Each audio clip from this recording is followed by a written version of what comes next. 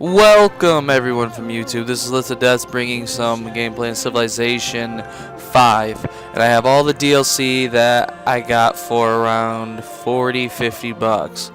So pretty cheap. If you guys do not know what Civilization 5 or 4 or any civilizations are, you guys need to wake up. Nah, I'm just kidding.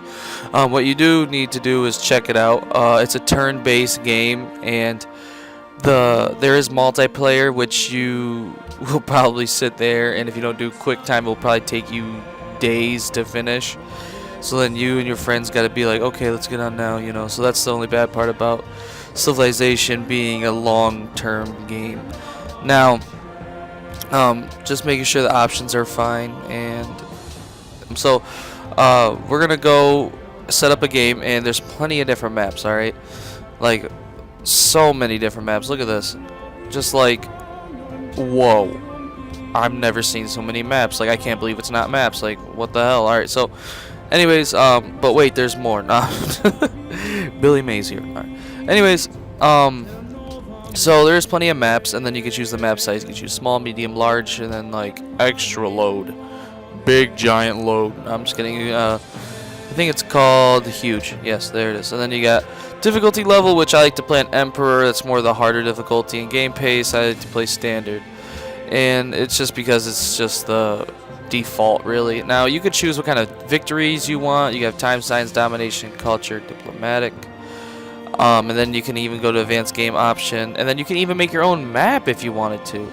I usually play just straight up domination, you know, and make sure, like, you just play straight up domination. But I'll click all of them for a little bit because this review is not going to be that long.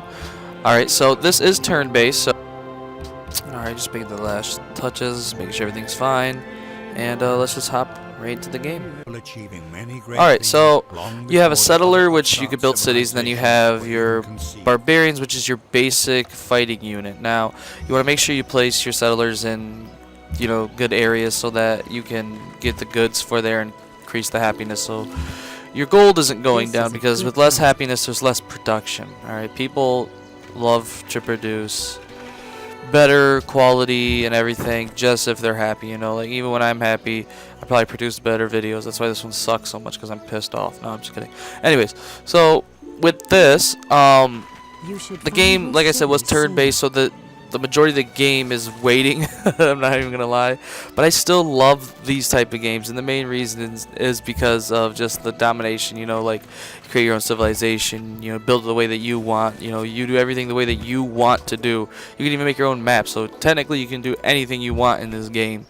And you can even build units, alright, that you start with and forge your own war type thing. Alright, so if you really wanted to, you can virtually do anything in this game. Now I'm going to open up the tech tree. They have the ancient era, as you can see.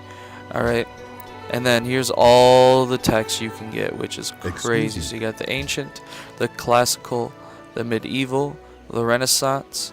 Alright, then you start getting into the crazier ones like the industrial. Then you have the modern, the atomic, and then the last one, I'm pretty sure, the information era, which is what we're claimed to be in right now, current. So actually, no, I lied. The main reason we're not in that is because we don't have killer robots.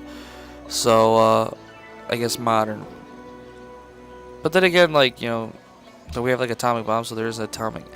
Anyways, the timeline on here might be a little screwed up or whatever. I mean, maybe the modern age is based in 1950 starting, but when does that end technically? I don't know. I do not mess with that. So, yeah, there's these little civilizations that right there, like, they're ruins that you can pick up and you get free perks. Like, one might give you a settler, one might give you deity or something like that. It just depends. Well, piety, I should say. So, anyways, once you get enough of the birds at the top, if you see what I'm looking at, the dove, you can end up opening your own religion, which then you can look what and pick what the religion pursues. So you might say this religion increases happiness in cities over 5, let's say civilians or whatever. Well, it's not really civilians, a population of 5. That doesn't mean there's 5 people in there. It just means that's how many workers you have technically, and then you can actually build workers.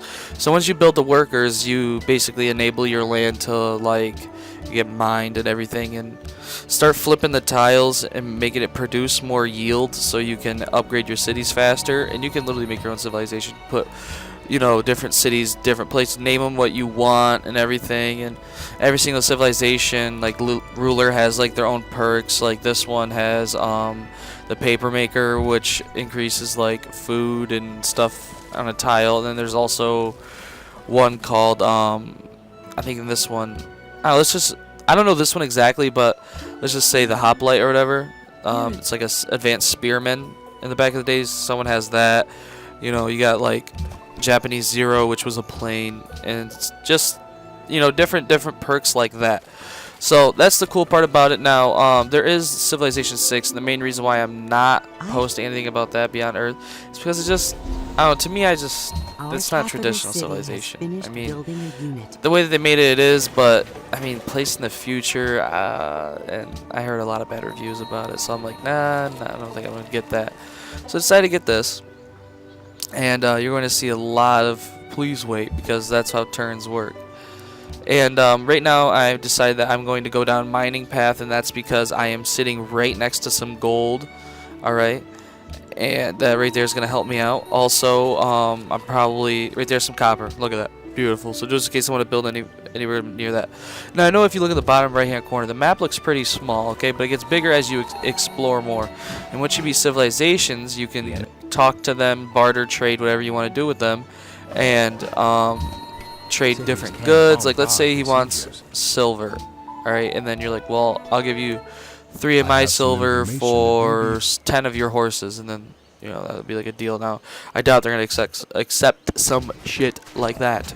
Sorry for my language, my English. Okay, I'm having, you know, problems right now. Screw off. No, I'm just kidding. So then I think I decided to go into masonry, and the main reason is because I want to build the pyramids, because I'm going to end up expanding a lot, and if you build the pyramids you get extra workers, which help out your cities. Anyways, you can end up getting pretty damn advanced in this game, like having mechanized robots. You know, you go through all stages, and if you play on the slowest version, like the slowest, right now we're playing in standard, there's quick, and I think it's called marathon. It makes it, they even said, like, every time that you play through, let's say, a patch, like right now we're going through an era, I should say. We're going through the ancient era. You literally feel the era. Like, I'm not kidding you. That's what they said. That is literally, they said when you are literally in the desert in the ancient. No, I'm just kidding. But what they did say is that it does take a while, and every era will, I think, last like over like 300 turns or some crazy shit like that. My one game lasted 700 turns, and I ended up conquering everything, and I was getting my ass beat by Gandhi and a couple other civilizations, but I ended up pulling through and beating it. So yeah, this game entertains me for hours on end. So if you like turn-based games, I really do suggest this. I want them to come out with an actual turn-based MMO, a lot like Atlantica that I did post. But you know, the main reason why I'm not playing Atlantica is because it just doesn't look too appealing graphical-wise. It looks like I'm playing Mario or something from the 64, you know? So that's something I probably don't, I don't want to play, you know? I want it to be updated. I want it to be graphical, look nice. Because if you look at the recent video I posted, Skyforge, that game is beautiful. And that is that's how MMOs are supposed to be looking nowadays. I mean, I know it takes up a lot of my card, and a lot of people can't play it because they don't have updated PCs. And which, it's sort of nice because, you know, my graphics card, as long as it doesn't die on me, it should be good for about 5 years without having to change it to update it. So that's perks. Anyways, I am going to go back to the main menu, and I am going to just show you how to just start, like, you can start different things. Let me just say that, like, you can even get mods in the game, and people make mods that do specific things. But what I am going to say is, when you go to scenarios right here, you go the Fall of Rome, do all these scenarios and everything, and I think you can get achievements for doing this, but you know, like Steam achievements or whatever. So I'm gonna end up picking Emperor, of course, and you get to basically see the Fall of Rome. And this one is actually the Viking era. 1066 or whatever, that's what they called it. So I want to show a little bit of advanced units, like once you get out of the ancient, you get to the next era, the classical, which then they have composite bowmen. And they're the people, there's my advisors that tell me how to build. Now you can build, the cool thing about this game is in every city you can build anything you want. You know, if you want to build a monument, you can start that. If you want to make that city pure production, you can do that. You want to make a city just pure growth so then it can turn into a monster, you can do that. You know, you have like 23 workers just stationed in the city and your city's huge. You know, you can do that. Alright, now there's so much things you have to keep control of in this game, and that is your happiness, your money. There's like 4 or 5 different attributes that you don't want to go into the ground, because if it does, you will meet your maker. You will get screwed up. So anyways, that's about the review I'm going to give it. I'm probably going to give this game 7 out of 10, and just because the replay value isn't too great. Like once you go through all the ages and stuff, you don't really want to play it anymore. So anyways, thank you for watching. Like, comment, subscribe to every other YouTuber ask for the same thing. And take care and have a good day. You know, thank you for the views, subscription, whatever. I appreciate it. Anyways, I'm out. Peace.